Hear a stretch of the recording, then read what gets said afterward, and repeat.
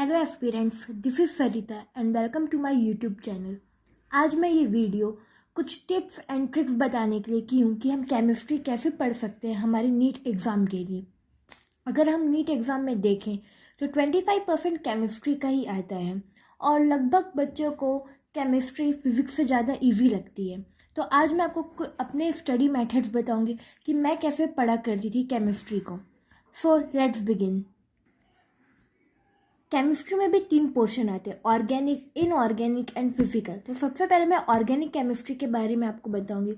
Organic chemistry में जितने भी इम्पॉर्टेंट टेबल्स हैं आप सब लोग उसकी अच्छे से रीडिंग लगाइए। और ऑर्गेनिक केमिस्ट्री में क्या होता है, आपका कंसेप्ट इसमें अच्छे से क्लियर होना चाहिए। और इसमें तो कई छिपी बात उसके एनसीईआरटी लाइन्स में भी लिख दी जाती है। ऑर्गेनिक केमिस्ट्री में हम देखें तो इसमें कई नेमिंग रिएक्शन है।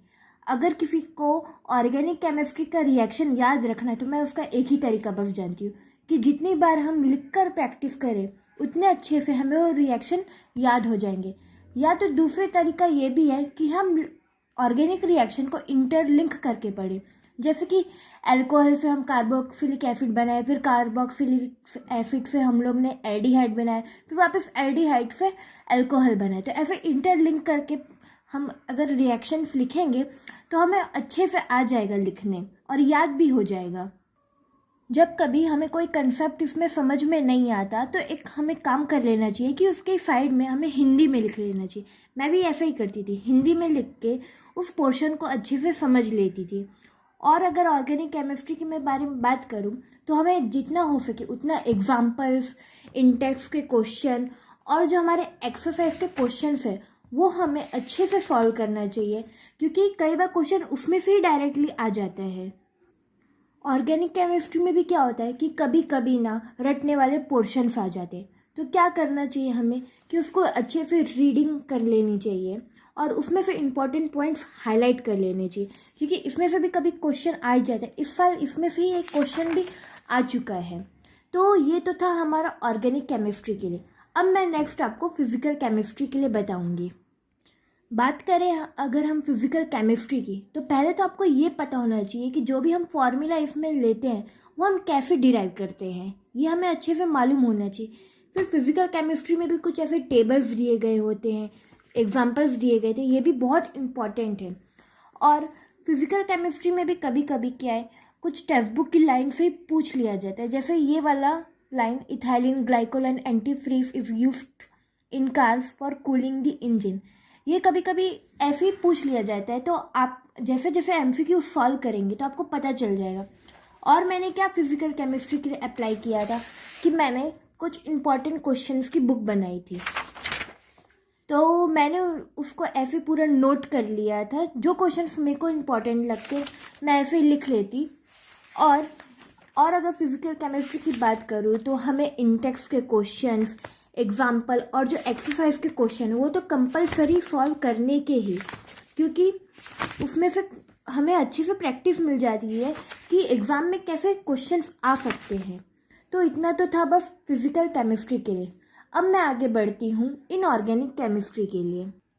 इनऑर्गेनिक केमिस्ट्री में तो मैक्सिमम रटने वाला ही होता है, लेकिन अगर हम इनऑर्गेनिक में समझने की थोड़ी कोशिश करें तो इतनी मुश्किल भी नहीं है इनऑर्गेनिक केमिस्ट्री। ये जैसे कुछ टेबल्स हैं, आप इनको अपने ही शॉर्ट ट्रिक से याद कर सकते हैं और इसमें आप काफ़ी पॉइंट्स हाईलाइट कर सकते हैं। मैं सजेस्ट करना चाहूँगी कि इनऑर्गेनिक केमिस्ट्री के लिए आप स्पेशली शॉर्ट नोट्स अपने बनाएं। मीन्स उसको या तो फ्लो चार्ट्स के ज़रिए बनाएं या तो कैसे भी बनाएं। अब मैं कुछ इनऑर्गेनिक के चैप्टर्स बताती हूँ, जैसे कि एस ब्लॉक हो गया और पी ब्लॉक हो गया। इसमें इतना सारा इम्पॉर्टेंट है, तो इसके लिए मैं क्या सजेस्ट करना चाहूँगी कि जितने भी पुराने क्वेश्चंस, प्रीवियस ईयर के क्वेश्चंस हैं, आप उन्हें अच्छे से देख लीजिए कि कौन से टॉपिक से बार बार एक ही जैसे क्वेश्चन पूछे जा रहे हैं। क्योंकि इनऑर्गेनिक केमिस्ट्री की अगर हम एनसीईआरटी में देखें तो उसमें हमें सब कुछ ही इम्पॉर्टेंट लगेगा। तो ये तो हमारे इनऑर्गेनिक केमिस्ट्री के लिए था। और मैं एक और चीज़ बताना भूल गई कि फिजिकल केमिस्ट्री के लिए आप अपने खुद के फॉर्मूला शीट बनाइएगा, वो आपको काफ़ी हेल्प करेंगे। अगर आप कोई भी मॉक टेस्ट सॉल्व करते हैं, उसमें कोई भी क्वेश्चन रॉन्ग आपका आ जाता है, मतलब रॉन्ग हो जाता है, तो आप उसको ऐसे ही मेंशन कर लीजिए तो इससे क्या ये आपके लिए बेनिफिट रहेगा कि आप नेक्स्ट टाइम उसमें गलती ना करें।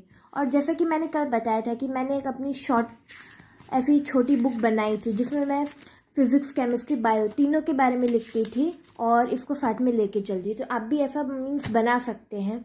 और मैं सजेस्ट करना चाहूँगी कि जितना हो सके उतना प्रीवियस ईयर MCQs पे आप ध्यान दीजिएगा। और अगर मैं ऑब्जेक्टिव बुक बताऊँ तो MTG की NCERT at your finger tips एक अच्छी बुक है सॉल्व करने के लिए। तो आज की वीडियो में बस इतना ही। होप सो आपको पसंद आया होगा। Thank you.